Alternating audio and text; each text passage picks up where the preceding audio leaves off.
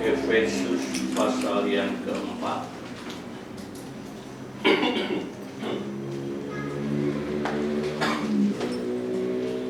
Efesus pasal yang keempat. Kita baca ayat pertama sampai dengan ayat yang ke-6.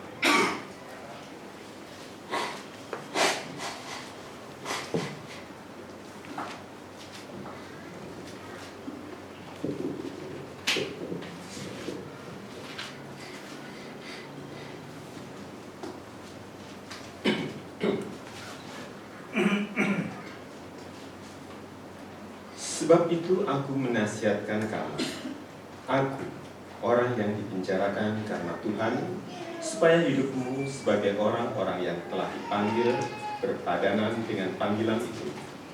Hendaklah kamu selalu rendah hati, lemah lembut, dan sabar. Tunjukkanlah kasihmu dalam hal saling membantu, dan berusahalah memelihara kesatuan roh oleh ikatan damai sejahtera. Satu tubuh dan satu roh, sebagaimana kamu telah dipanggil kepada satu pengharapan yang terkandung dalam panggilanmu. Satu Tuhan, satu iman, satu baptisan, satu Allah dan Bapa dari semua. Allah yang di atas semua dan oleh semua dan di dalam semua. Dikatakan, aku menasihatkan kamu. Aku orang yang dipenjarakan karena Tuhan. Rasul Paulus menulis kepada sidang jemaat Efesus, aku orang yang dipenjarakan karena Tuhan. Rasul Paulus tekankan, aku orang yang dipenjarakan karena Tuhan. Setiap orang yang mengikut Tuhan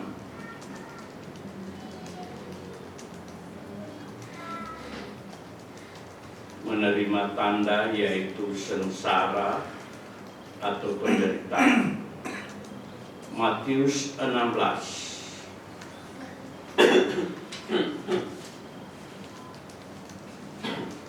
ayat 24 sampai 26.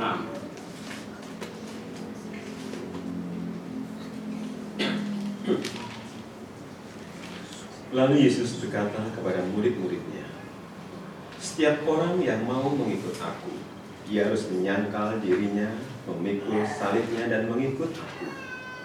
Karena barang siapa mau menyelamatkan nyawanya, ia akan kehilangan nyawanya. Tetapi barang siapa kehilangan nyawanya karena aku, ia akan memperolehnya. 26. Apa gunanya seorang memperoleh seluruh dunia, tetapi kehilangan nyawanya? Dan apakah yang dapat diberikannya sebagai ganti nyawanya? Firman Allah mengatakan,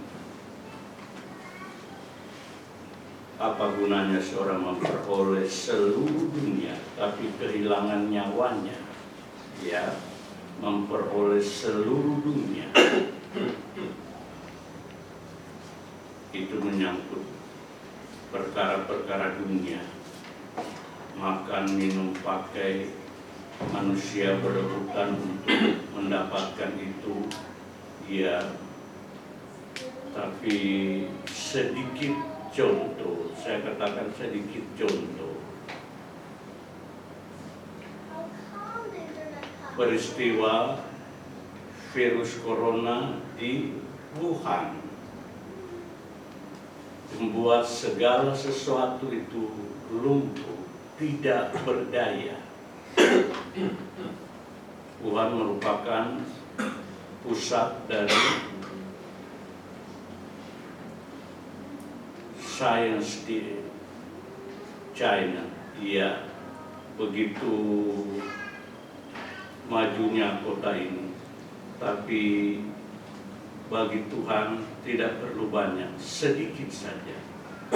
apapun alasannya, siapapun yang mengadakannya, tapi kalau Tuhan tidak mengizinkan, tidak terjadi.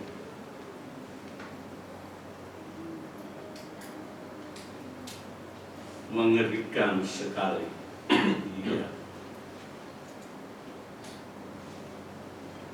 Bukan senjata atau apa, tapi virus yang tidak terdeteksi. Bahkan masa inkubasinya 14 hari. Baru seseorang ketahuan kena sakit itu apa tidak setelah 14 hari.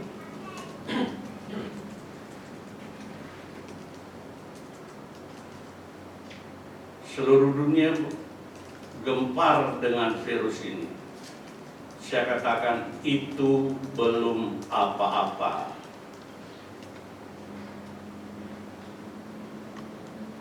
Firman Allah berkata lewat Raja Daud, beribu-ribu orang mati sebelah kanan, berlaksa-laksa orang mati sebelah kiri, tapi aku tetap dalam perlindungan Tuhan.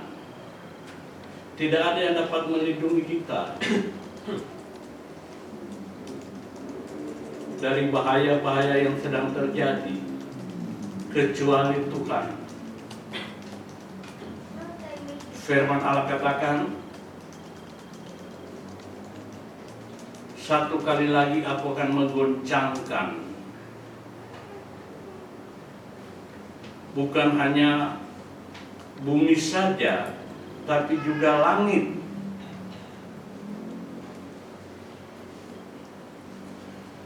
Digoncangkan oleh Tuhan. Maksud kegoncangan itu supaya ada bedanya antara orang yang dipelihara oleh Tuhan dengan orang yang tidak dipelihara oleh Tuhan.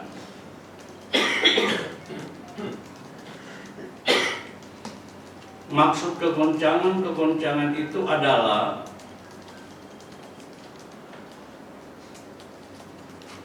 supaya nyata mana yang tidak goncang.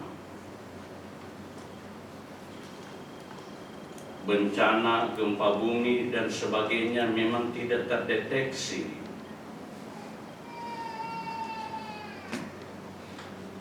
Tapi itu kegoncangan yang kelihatan. Tapi seperti pengalaman virus corona itu tidak kelihatan.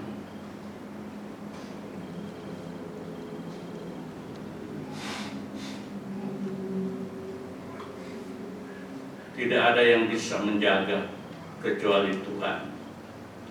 Ibrani 12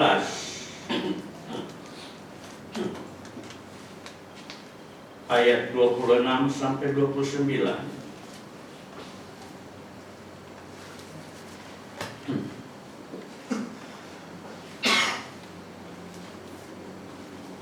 Waktu itu suaranya menggoncangkan bumi, tetapi sekarang ia memberikan janji. Satu kali lagi aku akan menggoncangkan bukan hanya bumi saja, melainkan langit juga. Ungkapan satu kali lagi menunjuk kepada perubahan pada apa yang dapat digoncangkan, karena ia dijadikan supaya tinggal tetap apa yang tidak tergoncangkan. Jadi, karena kita menerima kerajaan yang tidak tergoncangkan, marilah kita mengucap syukur dan beribadah kepada Allah menurut cara yang berkenan kepadanya, dengan hormat dan takut. Sebab Allah kita adalah api yang menghanguskan. Allah adalah api yang menghanguskan.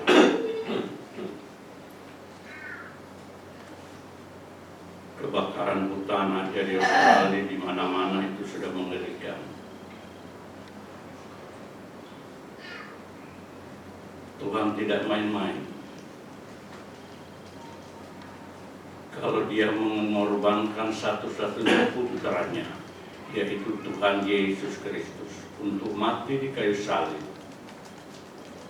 dia berikan putra itu untuk menebus manusia dari kebinasaan. Tapi kalau manusia tidak menerima Yesus,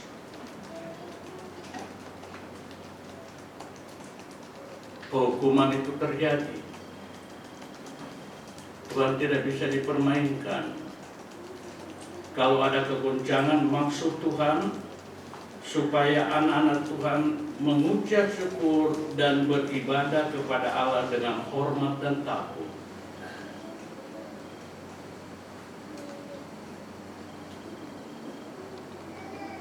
Bencana-bencana, kegoncangan nanti akan lebih terjadi lagi. Ingat, maksud Tuhan itu supaya kelihatan yang tidak goncang, yaitu orang-orang yang ada di dalam kerajaan Allah, orang-orang yang percaya pada Yesus, orang-orang yang menerima Yesus.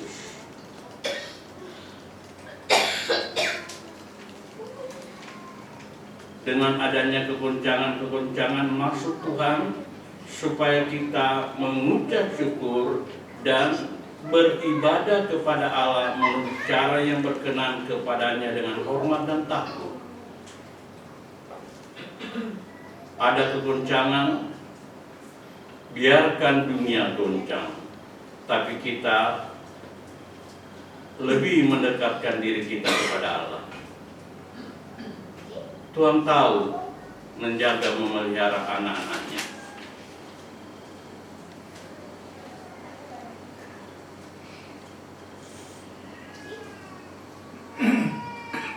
Rasul Paulus katakan, supaya hidupmu sebagai orang-orang yang telah dipanggil berpadanan dengan panggilan itu. Kita sudah dipanggil oleh Tuhan untuk menjadi bagian dari kerajaan anaknya, kata firman Allah.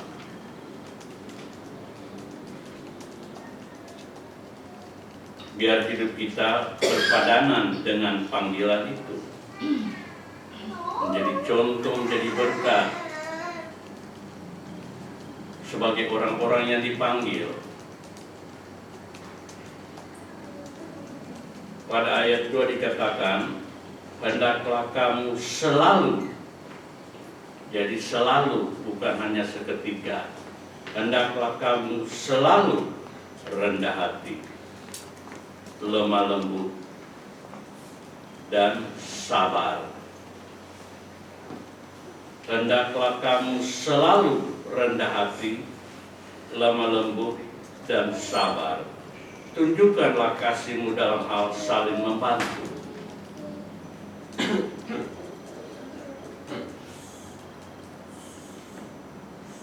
Firman Allah ingatkan,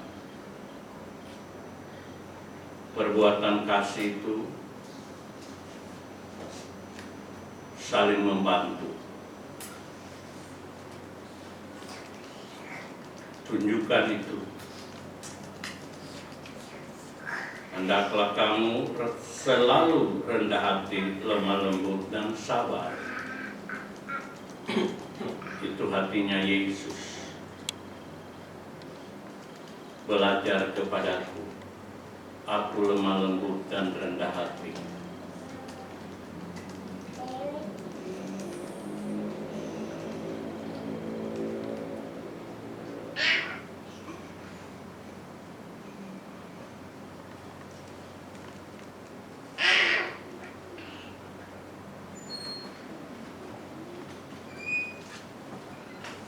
Matius 11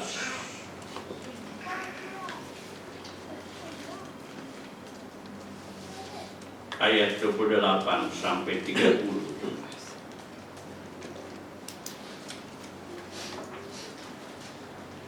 Marilah kepadaku semua yang letih lesu dan berbeban berat, aku akan memberi kelegaan kepadamu.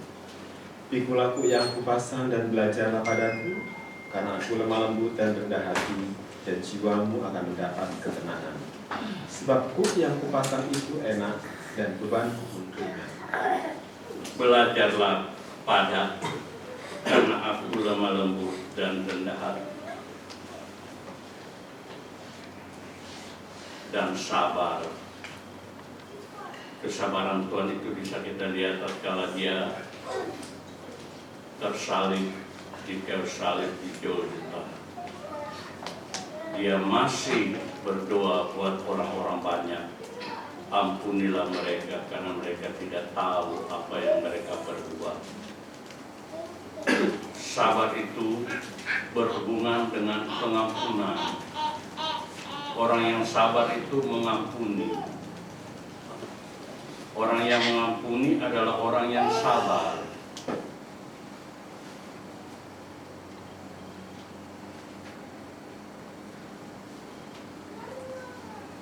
Kolose pasal 3.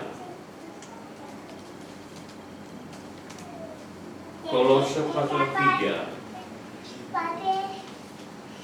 ayat 13.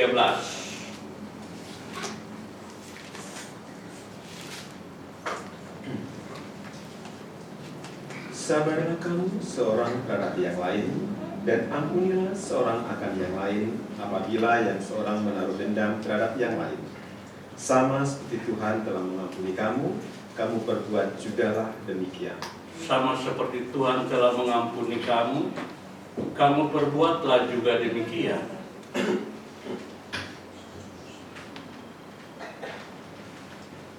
Kalau Tuhan mengampuni kita, Dia sabar terhadap kita. Kesabarannya kita bisa lihat sejak kita belum mengikut Tuhan. Sejak kita belum mengikut Tuhan, Dia sudah mati untuk kita. Roma pasal 5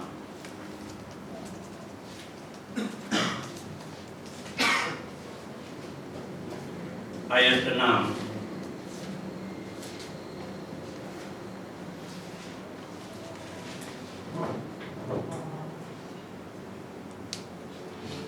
Karena waktu kita masih lemah, Kristus telah mati untuk kita orang-orang durhaka pada waktu yang ditentukan oleh Allah. Lihat, waktu kita lemah, orang-orang durhaka, orang-orang yang tidak menurut Tuhan,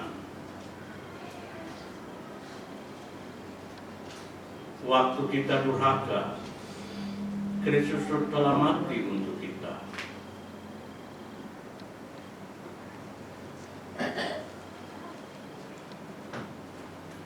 Saya dibaptis setelah umur 25 tahun. 25 tahun dibaptis. Katakanlah sejak kecil sampai umur 25 tahun, entah berapa banyak perbuatan-perbuatan jahat yang dilakukan. Yang paling jelas adalah melawan orang tua.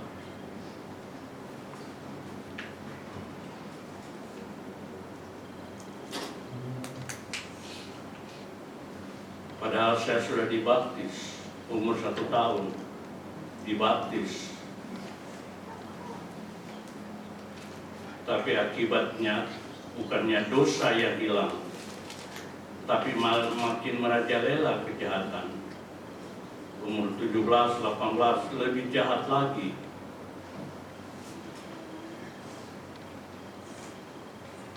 Sampai umur 25 baru Tuhan mengingatkan saya kesalahan-kesalahan saya, dosa-dosa saya, dan saya minta ampun pada Tuhan.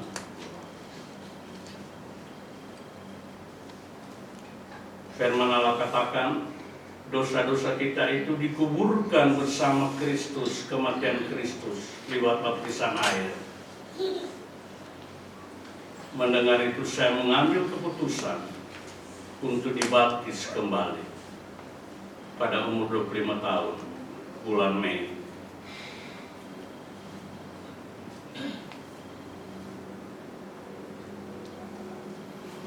Dibaptis kembali sebagai jalan keampunan dosa. Saat itu saya bergumul. Saya pikir saya sudah dibaptis waktu kecil. Tapi firman Allah mengingatkan, tapi kamu kan mau dosa-dosamu itu diampuni. Iya Tuhan mau. Nah baptis. Dan saya menempuh jalan itu saya dibaptis selam. Dan sejak itu Tuhan membela memelihara sampai saat ini. Dari usia 25 tahun sampai 74 tahun lebih.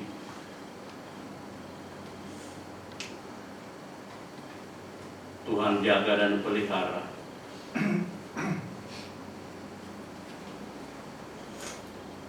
Kesukaran, kesalahan seringkali oleh karena dosa. Sebab itu dosa itu perlu dikuburkan dalam baptisan air. Banyak orang menganggap dirinya sudah dibaptis waktu kecil. Saya bilang tidak. Tuhan Yesus aja dibaptis umur 30 tahun. Walaupun dia tidak berbuat dosa.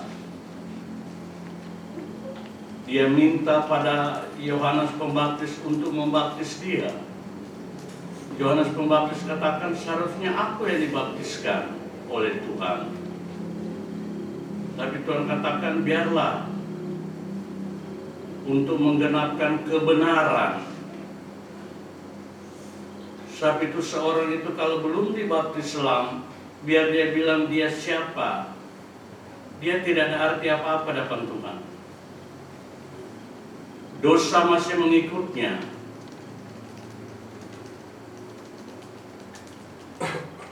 Ketika kita ada di Sumatera, Lubuk Pakam, iya, saya digerakkan Tuhan untuk memberitakan baptisan air. Tapi saya bertanya juga dalam hati saya, nah ini pendeta-pendeta ini masa tidak selamat kalau tidak dibaptis? Saya berlutut di kamar mandi, Tuhan, saya mau. Waktu itu Tuhan ingatkan saya lewat firman, kamu hamba Tuhan atau bukan? Kamu hambamu, kepada siapa kamu harus ikut? Ya Tuhan, saya beritakan baptisan air.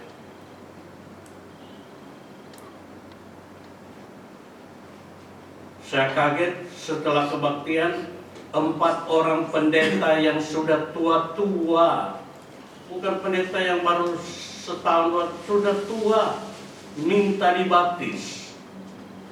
Mungkin juga ada lagi, tapi saya tidak membaptis. Sebab itu bukan daerah atau saya serahkan pendeta Haryono waktu itu. Bukan soal pendeta, bukan soal pelayanan, bukan soal gereja besar atau apa. Kalau tidak dibaptis, tidak ada keselamatan. Itu dihukumkan.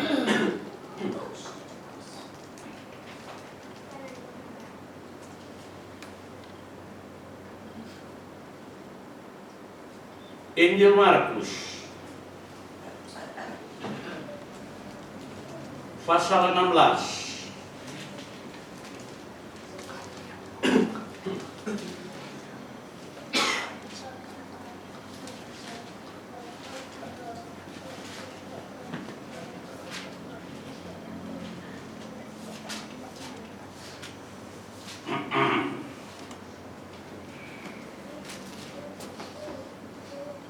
Ayat 15. Lalu ia berkata kepada mereka, pergilah ke seluruh dunia, beritakanlah Injil kepada segala makhluk. 16. Siapa yang percaya dan dibaptis akan diselamatkan, tetapi siapa yang tidak percaya akan dihukum. Siapa yang percaya dan dibaptis akan selamat. Ini bukan seperti yang diperbuat anak-anak kecil dibaptis, bukan. Anak kecil tidak bisa kita katakan percaya. Yang dibaptis adalah orang yang percaya.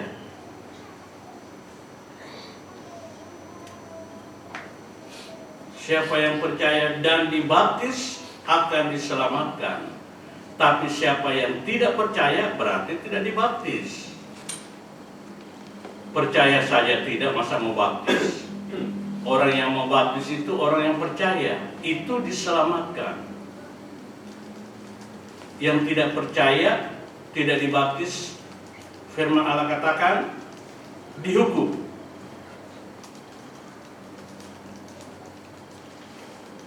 Sebab itu Rasul Paulus mengajar di dalam Efesus pasal 4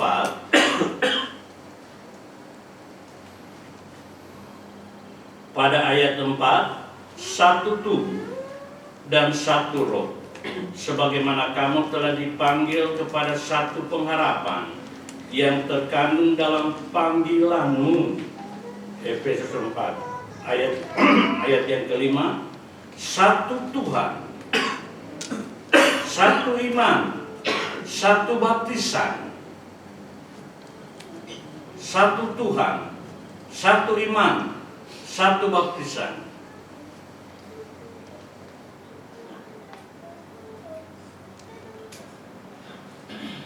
Saya tidak merepotkan diri dengan orang yang tidak mau dibaptis.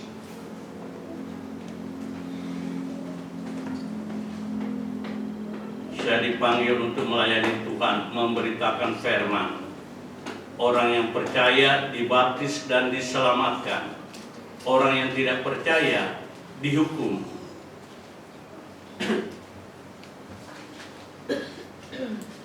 Saya bersyukur karena pada usia 25 tahun saya dibaptis kembali.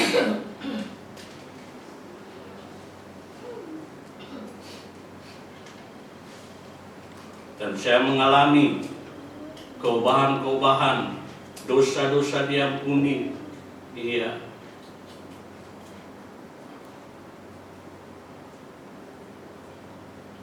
Pada ayat 5 dikatakan satu Tuhan, satu iman, satu baptisan. Satu Tuhan, yaitu Tuhan Yesus Kristus.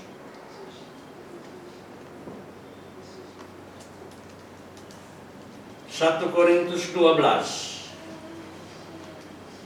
ayat yang kelima.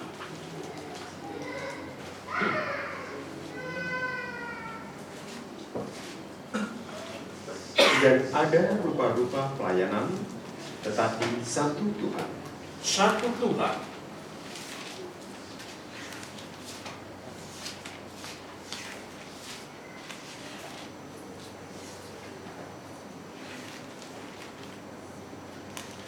Firman Allah katakan satu Tuhan, satu iman, satu baptisan.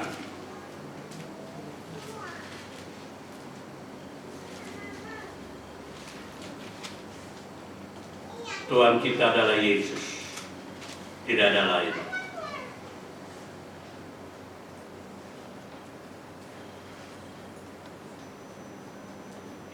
Filipi pasal yang kedua ayat 9 sampai ayat 11.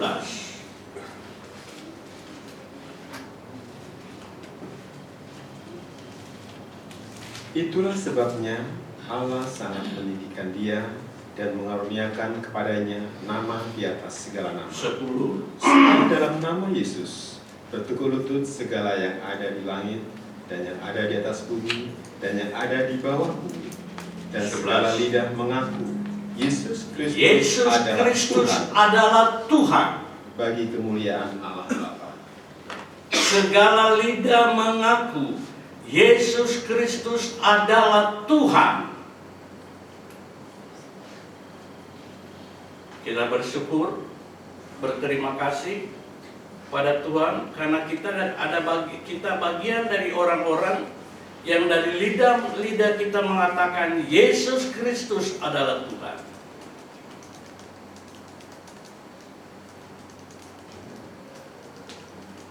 Banyak orang yang tidak percaya, banyak orang yang menolak Yesus.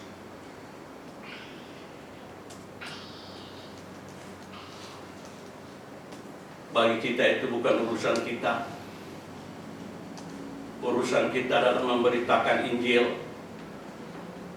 Siapa yang percaya diselamatkan, dibaptis diselamatkan. Siapa yang tidak percaya dihukum. Dan penghukuman Allah tidak main-main. Dalam kitab Wahyu 21 penghukuman Allah. 7 dari Allah Roh Kudus, 7 dari Allah Sang Anak, 7 Sang Kekala. Baru 7 cawan murka Allah dari Allah Bapa. 21 penghukuman. Yang saya baca-baca dari 21 penghukuman itu belum ada atau tidak ada seperti wabah corona. Berarti betapa dahsyatnya hukuman Allah. Iya. Peperangan itu bukan hukuman. Tuhan Yesus sendiri mengatakan itu baru permulaan.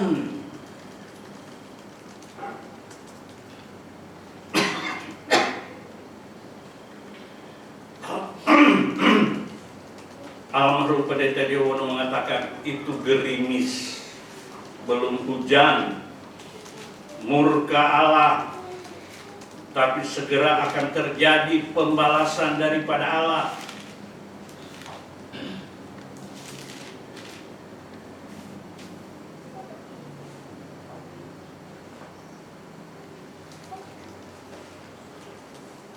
Matius 24.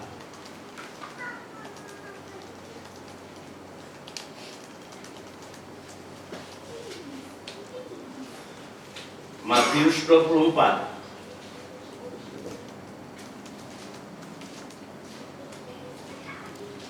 ayat 6 sampai ayat 8.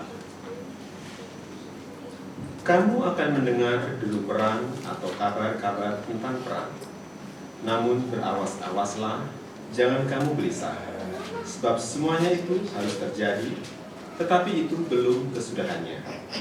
Sebab bangsa akan bangkit melawan bangsa dan kerajaan melawan kerajaan. Akan ada kelaparan dan gempa bumi di berbagai tempat. Akan tetapi semuanya itu barulah permulaan penderitaan menjelang zaman baru. Barulah permulaan penderitaan.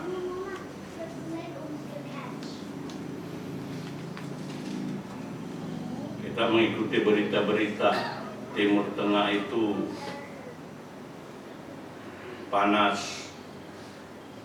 Apalagi Israel makin, kalau tidak salah 4 orang tewas peluru kendali dari Israel.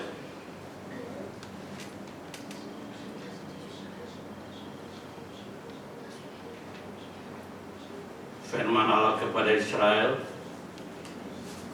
siapa yang mengutuki kamu akan dikutuki, tapi siapa yang memberkati kamu akan diberkati. Itu janji Tuhan pada umat Israel. Netanyahu berkata pada usia negara Israel 70 tahun, Netanyahu dia akan bilang betapa banyak tindakan-tindakan untuk menghancurkan Israel, termasuk zaman Hitler, 2 juta tewas. Iya. Tapi bangsa Israel tetap ada. Yaitu memang janji Tuhan. Iya. Menyadari atau tidak menyadari, negara-negara atau bangsa-bangsa yang bersahabat dengan Israel juga diberkati. Dalam kitab Keluaran dikatakan, Israel itu anak sulungku, kata Tuhan. Apa Tuhan berbohong? Apa Tuhan lupa perkataannya? Tidak. Sampai sekarang.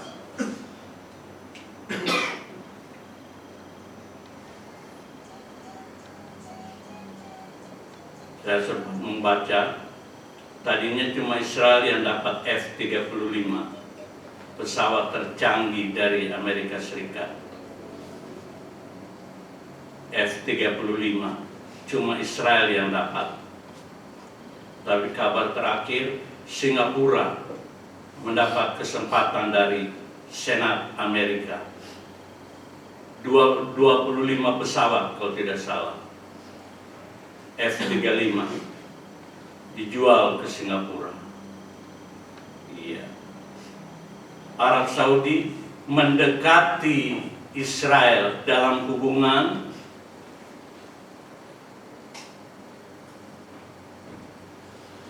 tidak terbuka, katakanlah hubungan gelap.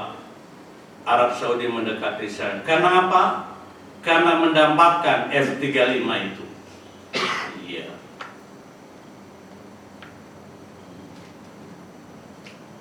Saudaraku, kita bersyukur kita ada dalam bagian orang-orang yang dipanggil Tuhan masuk dalam kerajaan anaknya.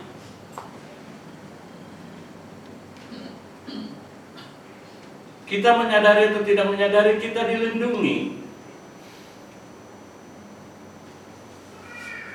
Betapa banyaknya malaikat yang menjaga kita, sehingga Raja Daud berani mengatakan, beribu-ribu mati sebelah kananku, berlaksa-laksa mati sebelah kiriku, tapi aku tetap dalam perlindungan Tuhan.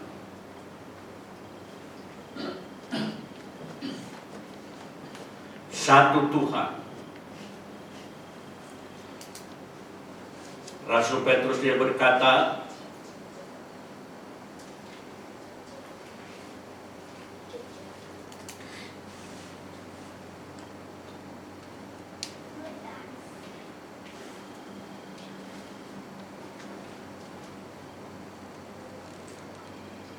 jadi seluruh kaum Israel harus tahu dengan pasti bahwa Allah telah membuat Yesus yang kamu salibkan itu menjadi Tuhan dan Kristus. Yesus yang disalibkan. Firman Allah katakan, Yesus yang disalibkan.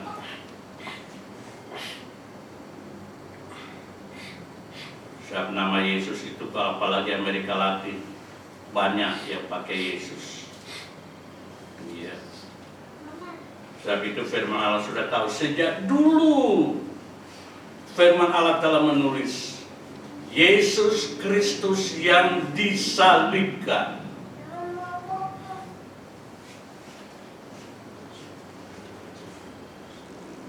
Kisah Para Rasul 2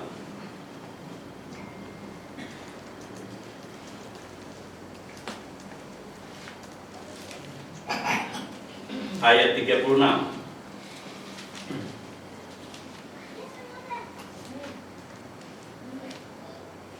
Jadi seluruh kaum Israel harus tahu dengan pasti bahwa Allah telah membuat Yesus yang kamu salibkan itu menjadi Tuhan dan Kristus. Kisah Para Rasul 4 ayat 10 dan 11 dan 12. Maka ketahuilah oleh kamu sekalian dan oleh seluruh umat Israel bahwa dalam nama Yesus Kristus, orang Nazaret yang telah kamu salibkan, tetapi yang telah dibangkitkan Allah dari antara orang mati, bahwa oleh karena Yesus itulah orang ini berdiri dengan sehat sekarang di depan kamu. Yesus adalah batu yang dibuang oleh tukang-tukang bangunan, yaitu kamu sendiri, namun ia telah menjadi batu penjuru. Dan keselamatan ada di dalam siapapun juga. Tidak ada dalam siapapun selain di dalam Dia, sebab di bawah kolong langit ini tidak ada nama lain yang diberikan kepada manusia yang olehnya kita dapat diselamatkan. Tidak ada nama lain. Rasul Petrus katakan, dalam nama Yesus Kristus orang Nazaret yang telah kamu salibkan, itu yang menyembuhkan.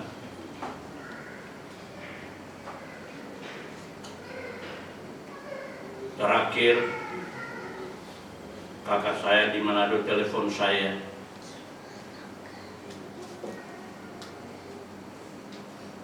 Dan istri saya bilang pasti dia minta doa. Soalnya kalau dia perlu uang atau apa, dia telepon istri saya. Tapi kalau dia cari saya itu pasti dia minta doa. Dan saya telepon ke sana, dia bilang sudah 3 minggu dia sakit dan mau dioperasi, tunggu hasil ronsen. Ada urat atau nadinya terjepit di tulang punggung, tunggu ronsen, sudah digerakkan Tuhan. Kita berdoa ya. Saya suruh dia berdoa dan saya berdoa di telepon. Dalam nama Yesus, bukan siapa-siapa. Apa saja katakan dalam nama Yesus.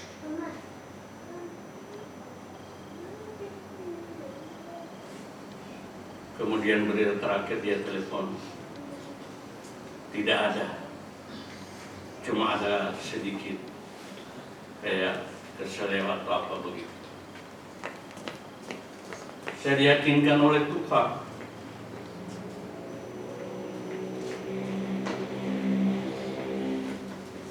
Orang sakit itu tidak ada yang tidak sembuh, bisa sembuh. Dan Tuhan tidak bertanya-tanya. Kita dengar waktu lalu, pada masa kesesakan, the day of trouble, berseru pada nama Tuhan, aku akan meluputkan engkau. Lebih baik kita baca lagi ayat itu. Ayat itu sungguh-sungguh merupakan janji Tuhan yang besar bagi kita kalau kita percaya. Mazmur 51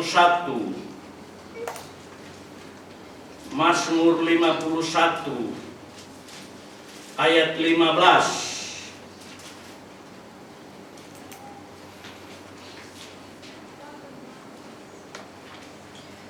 Maka aku akan mengajarkan jalanmu. Mazmur 50 ayat 15. Maafkan. Mazmur 50 ayat 15. Berserulah kepadaku pada waktu kesesakan. Berseru kepadaku pada waktu kesesakan. Teruskan. Aku akan meluputkan engkau dan engkau akan memuliakan aku. Tuhan tidak tanya, kenapa? Ada apa? Siapa kamu begini, siapa kamu begitu. Tidak. Berseru kepada Tuhan pada waktu kesesakan. And call upon me in the day of trouble. Pada masa kesesakan, dimanapun engkau berada, di pesawat, di rumah, di kapal, di laut, di darat, di bus, di mobil sendiri, kalau ada trouble, cukup dari hatimu berseru, Tuhan tolong, maka Dia akan meluputkan engkau. Tidak ada janji seperti ini selain dari Yesus, dari Tuhan. Aku menyertai kamu sampai kesudahan Allah. Tidak ada yang bisa menolong kita. Kalau sakit ke dokter itu tidak langsung ditolong. Dia cuma Yesus yang saat kita berseru, kemudian meluputkan. I will deliver thee, and thou shalt glorify me. Engkau memuliakan aku. Pegang ini. Dimanapun engkau pergi, engkau butuh pertolongan Tuhan. Saya selalu mengatakan pada anak-anak saya, bukan Tuhan yang butuh kita, kita yang butuh Tuhan. Di tengah-tengah banyak tantangan, ada satu yang siap menolong kita, namanya Yesus. Cukup berseru, cukup berdoa, tidak usah berteriak, dari hati saja. Tuhan tolong aku, Dia segera menolong. Dia tidak bertanya, tidak apalagi menghakimi. Habis kamu begitu sih, habis kamu begini, habis kamu begitu. Tidak. Dia tahu trouble yang menimpa kita, Dia tahu kesesakan yang menimpa kita karena apa? Dia tahu. Sebab itu Dia tidak tanya lagi. Yang pasti Dia dengar seruan kita. Satu Tuhan, satu iman, Iman yang benar itu hanya kepada Yesus Kristus. Orang-orang bisa mengatakan beriman, tapi firman Allah katakan iman yang benar hanya ada pada Yesus.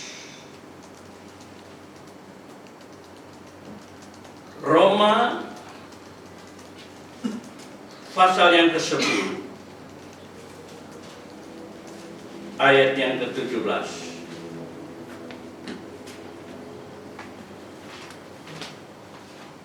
Jadi, iman timbul dari pendengaran, dan pendengaran oleh firman Kristus. Itu sebabnya dengan kita suka dengar firman, suka beribadah. Beribadah ini bukan buat Tuhan, buat kita. Kita yang memerlukan Tuhan. Kita yang banyak trouble, banyak persoalan, hampir setiap hari. Ya, saya sering mendengar pencobaan itu kok berlapis-lapis. Saat itu Rasul Yakobus yang berkata, anggaplah satu kebahagiaan jika kamu jatuh dalam berbagai-bagai pencobaan. Satu belum selesai sudah satu. Satu belum selesai sudah satu. Pegang itu. Imanmu. Ya. Dengan mendengar firman Kristus. Saat ini engkau mendengar firman, timbul iman percaya. Engkau berseru pada Tuhan. Engkau ditolong. Itu bukan perkataan manusia, itu perkataan Alkitab, perkataan Yesus. Back to the Bible. Kembali pada firman. Saya tidak mengambil kata-kata lain.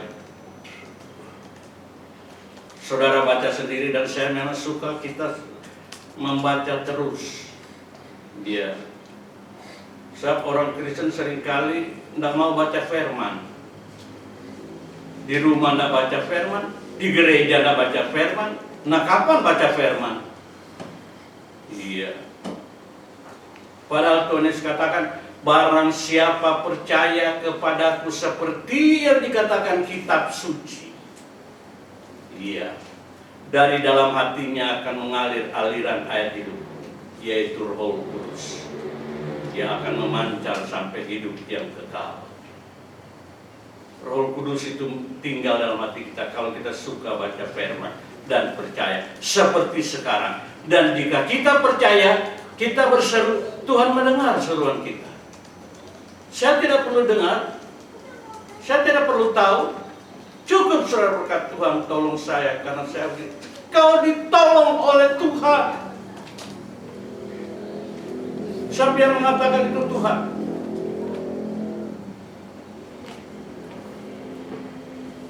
Satu baptisan, satu Tuhan, satu iman, satu baptisan. Baptisan tidak macam-macam, baptisannya satu.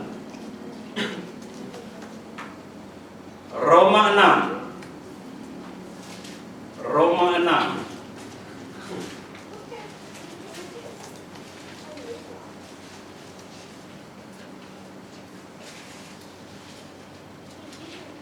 ayat 3 dan ayat 4. Atau tidak tahukah kamu bahwa kita semua yang telah dibaptis dalam Kristus telah dibaptis dalam kematiannya? Dengan demikian kita telah dikuburkan bersama-sama dengan Dia oleh baptisan dalam kematian, supaya sama seperti Kristus telah dibangkitkan dari antara orang mati oleh kemuliaan Bapa, demikian juga kita akan hidup dalam hidup yang baru. Lihat, sederhana. Kita yang penuh dosa ini dibaptis, masuk dalam air. Iya, mengikuti, menjadi satu dengan kematian Kristus. Sebagaimana Kristus telah dibangkitkan dari antara orang mati, kita yang dibaptis juga keluar dari dalam air, dalam hidup yang baru. Sebab itu kalau tidak dibaptis air yang benar, hidup itu tetap lama.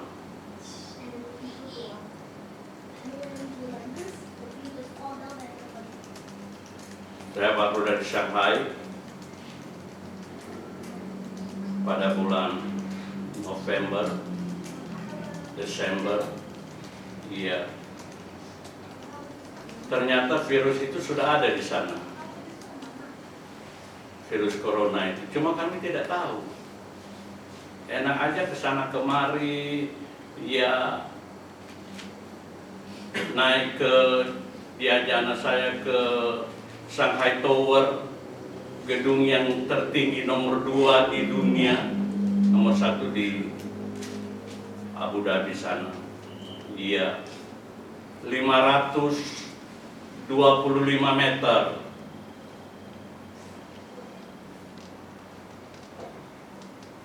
Liftnya itu cuma 30 detik kalau tidak salah. Iya. Di atasnya restoran berputar. Iya. Jadi kita makan, pesan itu ambil. Tapi sebentar makan sudah mesti cari lagi saat itu pesanan itu, tempat pesanan itu sudah mutar, sudah. Iya.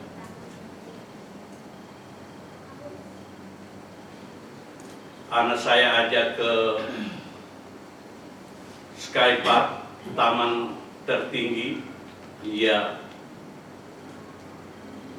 Malam-malam. Kami tidak tahu virus itu sudah ada. Iya. Kami biasa aja ke sana kemari. Iya. Ternyata akhirnya baru ketahuan virus itu sudah ada. Cuma mungkin tidak sampai ke Shanghai. Saya bilang bukan mungkin tidak sampai saya percaya ada yang menjaga anak-anak Tuhan, menjagaku, menjaga istriku, menjaga anakku, menjaga kami. Saya pikir istriku pesan pada anakku, hidup suci, supaya kamu terlindungi. Dan dapat kamu suci karena aku suci. Baptisan itu hanya satu. Kita masuk dalam air, mengaku dosa kita, menguburkan dosa-dosa kita dalam kematian Kristus. Kita bangkit, sebagaimana Kristus bangkit, kita keluar dari air dalam hidup yang baru. Tidak ada lagi tuduhan-tuduhan di hati. Oh, kamu begini, kamu begitu, dulu kamu begini, nanti ada hukum karma. Tidak ada. Sudah dikuburkan bersama dengan kematian Kristus. Dan firman Allah katakan, demikian juga kita akan hidup dalam hidup yang baru. Itu baru bilang hidup baru. Kalau kita dibaptis air. Selama kita tidak dibaptis air, tuduhan itu selalu ada. Kamu kan pernah begini, kamu kan begini, nanti kamu begini, nanti jadi begini, nanti jadi begitu. Tidak! Kalau kita mengambil baptisan air, menguburkan dosa-dosa kita beserta kematian Kristus. Saya kaget, anak saya baru pulang dari pergi, kami di apartemen. Anak saya bilang, dari baptis. Hah? Ya, ternyata temannya yang orang Taiwan, mamanya dibaptis. Iya. Papa mama. Iya. Dia tanya sama, ada orang tanya, oh dia sudah dibaptis? Si anaknya itu bilang, ya sudah sih. Iya. Nah, Taiwan, gereja Taiwan.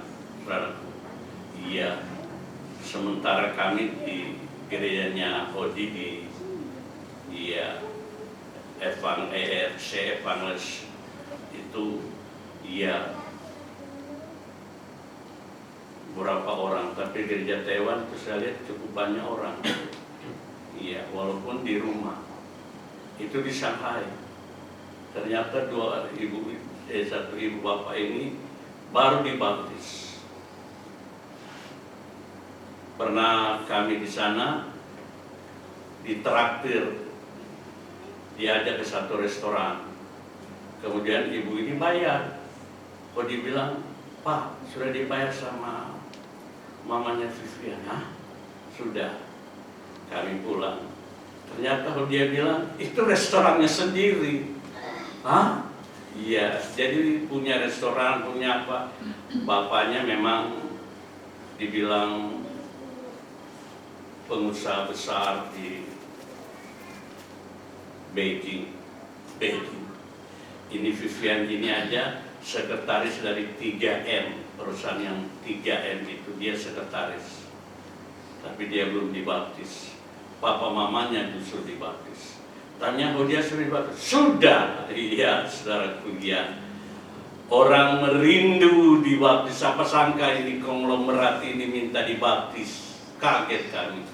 Dan Odi diundang datang untuk menjadi saksi. Jadi Odi kasih lihat foto. Ya, dia foto-foto. Iya. Satu saudara dia bilang, Om, itu Odi itu banyak pemasukan karena foto-foto itu. Ya, saudaraku, ya. Waktu Luhut ke Shanghai, dia yang diundang untuk mengabadikan. Jadi satu saat dia lihat, loh, itu kan aku yang foto. Iya. Karena salah seorang pegawai di Konjen Indonesia, Konsulat Jenderal Indonesia, itu orang Bandung, itu satu gereja sama Hodi. Iya, satu gereja sama Hodi. Ya, dia pada acara kunjungan kayak Luhut, ya, saudaraku, Hodi diajak, diundang untuk foto-foto. Nah, satu saudara bilang, ya itu dia uangnya tambah-tambah karena foto-foto. Dia punya apartemen penuh dengan peralatan foto itu, layar apa semua, ya tuh. Jadi dia bilang, waduh repot ini, mau bawa pulang ke Indonesia bagaimana? Mau jual belum laku-laku, ya saudara. Sampai yang kayak payung itu ada berapa itu tuh, waduh, iya. Ada saya kira apa? Ya, bundar begitu tipis. Saya pikir apa ini, saya lagi nyetrika. Ternyata dibilang itu lampu kamera. Hah? Iya. Saudaraku, baptisan yang benar masuk dalam, cuma masuk. Tidak perlu kita mesti ya buat apa, tidak ada. Firman Allah katakan, dengan demikian kita telah dikuburkan bersama-sama dengan Dia oleh baptisan dalam kematian, supaya sama seperti Kristus telah dibangkitkan dari antara orang mati oleh kemuliaan Bapa, demikian juga kita akan hidup dalam hidup yang baru.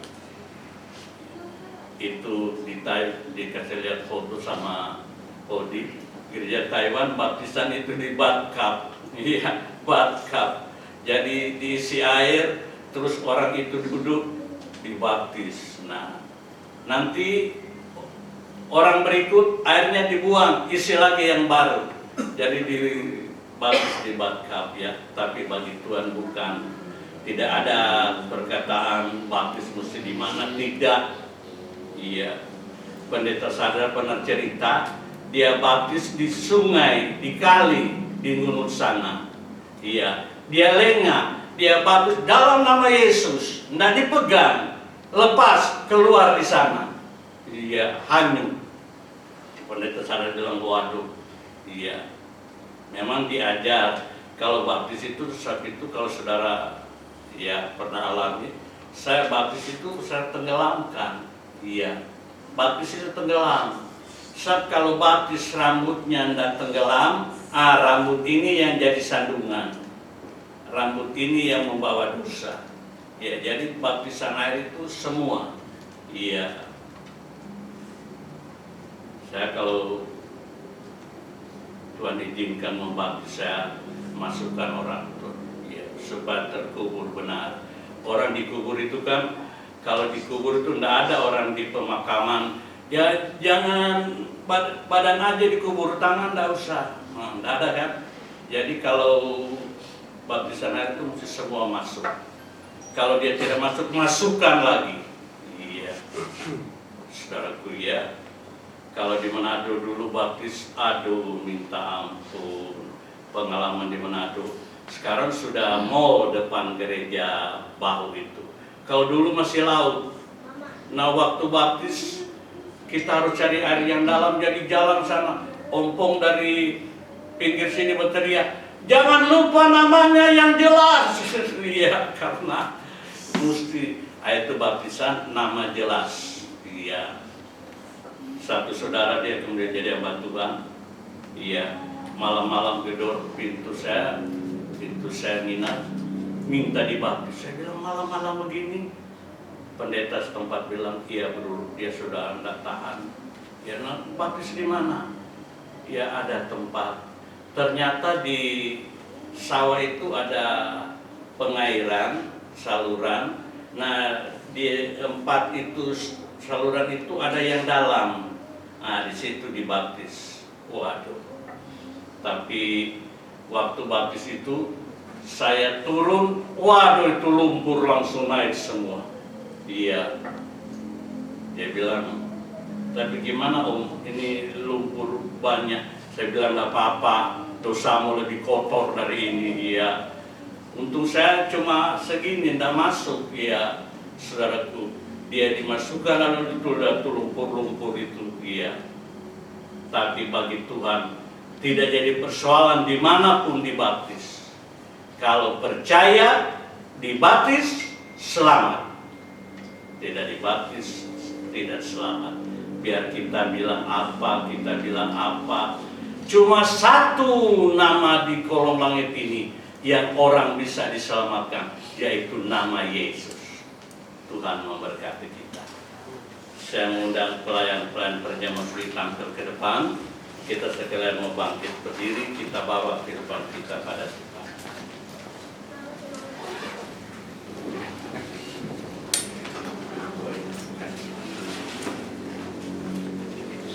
Kita sekalian mau bangkit berdiri.